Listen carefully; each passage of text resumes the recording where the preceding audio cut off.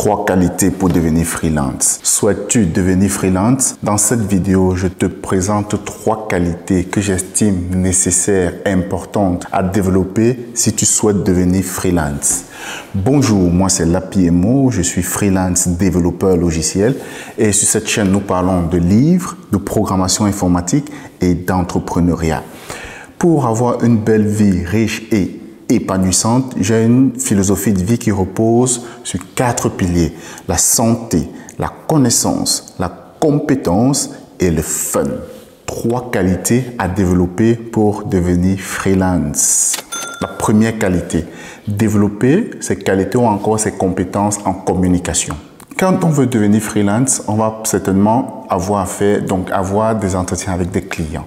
Il faut savoir communiquer, il faut savoir se vendre.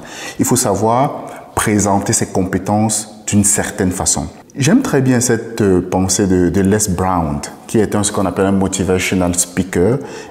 C'est un Américain, bien sûr, qui disait quelque chose du genre: Develop your communication skills because when you open your mouth, you tell to the world who you are. Quelque chose du genre, nous devons développer nos compétences en communication. Parce que quand nous ouvrons notre bouche, nous disons au monde qui nous sommes. Et c'est exactement ça. En fait, ça va communiquer. Et j'ai pour habitude de dire que la communication, tout le challenge de la communication, c'est comprendre ce qui n'est pas dit. C'est les non-dits. C'est-à-dire qu'on peut parler d'une certaine façon avec un client et ça fonctionne très bien parce que ça correspond à la personnalité de ce client. Et nous communiquons de la même façon avec un autre client et ça ne passe pas du tout. Je pense que savoir être en mesure de bien communiquer, de bien se vendre, de présenter ses idées de façon claire, c'est super important. Moi, je trouve que c'est quelque chose de super important quand on veut, de toute façon, quand on veut grandir dans sa carrière ou alors même si on veut se lancer comme freelance. Je pense que c'est tout aussi vrai quand on veut, c'est encore plus vrai quand on veut se lancer comme freelance et aussi tout aussi vrai même quand on veut évoluer dans sa carrière. Parce qu'à un moment, il faut savoir communiquer. Et je pense que c'est une compétence ou encore c'est une qualité qu'on ne met pas assez en avant. Parce que tu peux avoir la meilleure compétence, tu peux être la personne la plus compétente du monde. Mais si tu ne donnes pas envie à ton client de travailler avec toi, tu n'auras même pas la possibilité de montrer quelles sont tes compétences, de déployer ta compétence parce que tu ne lui donnes même pas envie. Et pour lui donner envie, c'est la façon dont tu vas t'exprimer, la façon dont tu vas lui parler, dans un langage qu'il comprend, dans un langage qui peut te dire: ah, finalement, cette personne me semble quelqu'un d'intéressant, donc je vais recruter cette personne pour que nous essayons de travailler ensemble. C'est ça en fait, développer nos capacités en communication. La deuxième qualité, aimer apprendre. Quand on veut se lancer comme freelance, les choses dans notre monde aujourd'hui, les choses vont tellement vite. Les choses changent tellement vite que nous devons apprendre en permanence. Et nous devons être en mesure d'apporter de la plus-value à nos clients. Vu que les choses changent tellement, donc nous devons apprendre en permanence pour être une valeur ajoutée permanente pour nos clients. Sinon, qu'est-ce qui se passe? Nous sommes outdated, nous sommes hors jeu, nous ne sommes pas à jour. Et qu'est-ce qui va se passer? Nous serons tout juste mis de côté. Parce que ça, c'est la loi du marché. D'aucuns disent même qu'il faut être en mesure d'apprendre, de désapprendre et de réapprendre. Parce que certaines choses qui étaient vraies hier ne sont plus vraies aujourd'hui. Et c'est quelque chose qui paraît c'est assez difficile, mais il faut se mettre à jour en permanence si nous souhaitons passer freelance.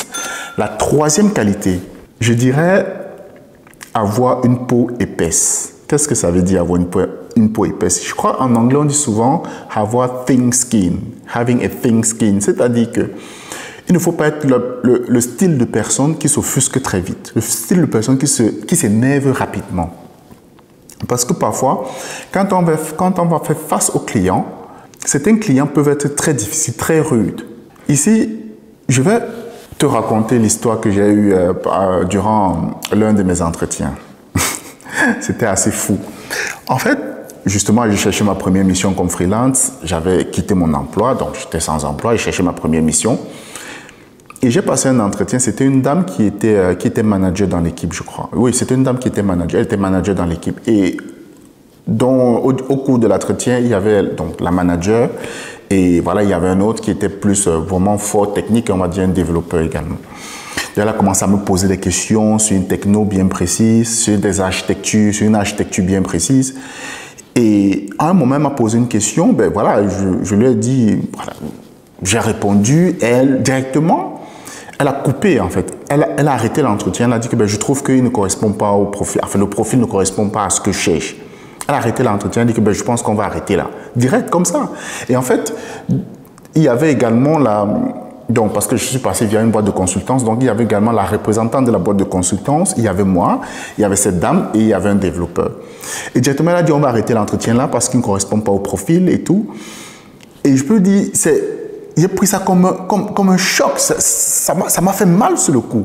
C'est blessant en fait, c'est tellement blessant. Et si à un moment on prend trop de choses personnellement, on peut abandonner, on peut se dire c'est vraiment dur. Mais non, avec une réflexion, on comprend que c'est une femme, en fait. Et quand la femme a expliqué un peu son parcours, donc en fait, elle est manager, elle est arrivée dans cette équipe, elle a appris à programmer, elle me disait qu'elle aussi, de temps en temps, elle programme. En fait, elle recherchait quelqu'un super expérimenté avec des grandes compétences en architecture logicielle, et plus encore qui maîtrise vraiment une certaine architecture. Donc, elle a été très crue. Et moi, ce que j'ai appris de ça, c'est qu'il ne faut vraiment pas prendre les choses personnellement. Certainement qu'elle a des exigences de rentabilité, elle n'a pas de temps à perdre.